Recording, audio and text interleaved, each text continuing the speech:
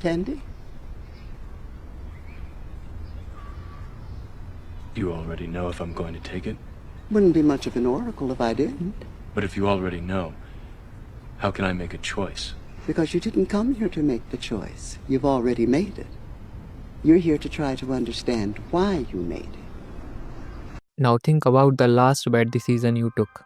तुम्हें लगता है कि अगर तुम उसे चेंज कर पाते तो लाइफ बेटर होती. बट वॉट इफ आज मैं तुम्हें प्रूव कर दूं कि जो डिसीजन तुमने लिया तुम वही लेते. तुम्हारे पास कोई रियल अल्टरनेटिव था ही नहीं, क्योंकि तुम्हारे पास फ्री विल थी ही नहीं. हम बाय डिफ़ॉल्ट मानकर चलते हैं कि we have free will, but honestly ये लाइफ को ओवर सिंप्लीफाई करना है. बिकॉज लिटरली फ्री विल के सपोर्ट में आज तक कोई सॉलिड साइंटिफिक एविडेंस नहीं मिला है, लेकिन फ्री विल के अगेंस्ट कुछ काफ़ी स्ट्रॉन्ग एविडेंस ज़रूर हैं, जैसे द लिविट एक्सपेरिमेंट. इस एक्सपेरिमेंट में एक इंसान को बैठाया गया और उससे कहा गया 2 ऑप्शन में से एक चूज़ करो. रिसर्चर्स ने उसके ब्रेन सिग्नल्स मेज़र किए और उन्हें 0.3 सेकंड से लेकर 7 सेकंड्स पहले ही पता चल जा रहा था कि वो इंसान क्या चूज़ करेगा. इसका मतलब ये हुआ कि डिसीजन पहले ब्रेन में बन रहा था सबकॉन्शियसली, और उस डिसीजन की अवेयरनेस बाद में कॉन्शियस माइंड तक आ रही थी.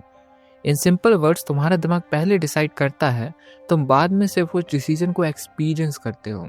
अब सवाल ये है, ब्रेन ये डिसीजन किस बेसिस पर बनाता है? The answer is simple. Genetics, childhood environment, hormones, past conditioning and even sleep, stress, trauma, nutrition, ये सारे फैक्टर्स तुम्हारे कंट्रोल में नहीं होते, लेकिन ये सब मिलकर तुम्हारे हर मेजर डिसीजन को शेप करते हैं.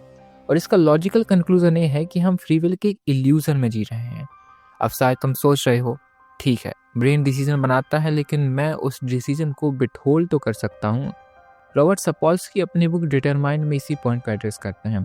वो कहते हैं विथहोल्ड करने का डिसीजन भी उसी पास्ट कंडीशनिंग से ही आता है.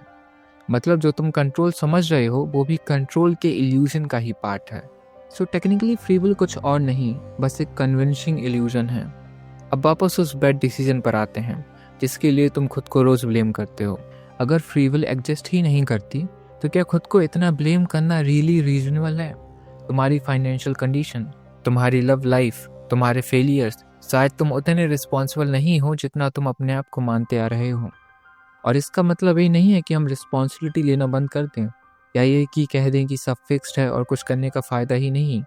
चीज़ें किसी डिवाइन फोर्स ने फिक्स नहीं की हैं. चीज़ें तुम्हारे जीन्स और तुम्हारे इन्वायरमेंट ने शेप की हैं, और यही अंडरस्टैंडिंग एक शिफ्ट लाती है. ब्लेम, सेल्फ हेट्रेड और कंप्लेन से निकलकर सेल्फ इंजीनियरिंग की तरफ. तुम्हारे दिमाग में जो हर थॉट जा रहा है, लिटरली ये पूरा वीडियो, वो तुम्हारी लाइफ को शेप कर रहा है. तुम जिन लोगों के साथ अपने टाइम स्पेंड कर रहे हो वो लिटरली तुम्हारा नर्वस सिस्टम रिवाइव करते हैं.